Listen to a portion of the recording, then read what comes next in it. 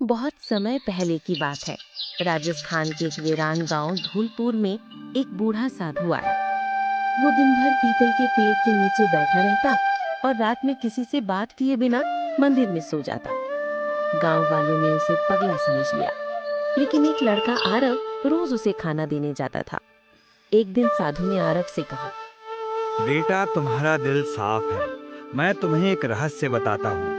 इस गांव के पास की पहाड़ी में एक खजाना छिपा है जो कई 100 साल पुराना है। लेकिन वहां जाना आसान नहीं। वहां एक जादुई दरवाजा है जो केवल सच्चे दिल वाले को ही रास्ता देता है। आरव हैरान रह गया, लेकिन उसकी आंखों में चमक आ गई।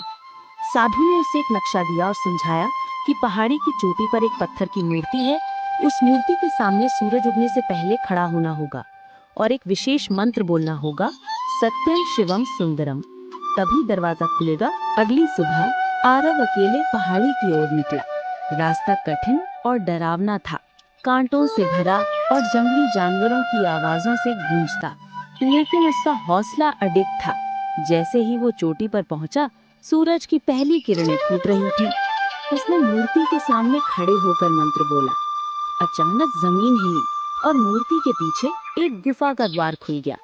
भीतर जाते ही उसे सोने की मूर्तियां, चांदी के सिक्के और कीमती रत्न दिखाई दिए, लेकिन साथ ही एक कागज भी रखा था जिस पर लिखा था, सच्चा खजाना वही है जो सबके साथ बांटा जाए।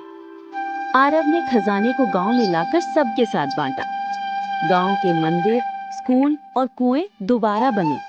धूलपुर फिर से खुशहाल हो गया। बूढ़ा साधु दोबारा कभी नहीं दिखा, लेकिन लोग मानते हैं कि वो कोई साधारण व्यक्ति नहीं, बल्कि भगवान का रूप था जो सही इंसान की परीक्षा लेने आया था।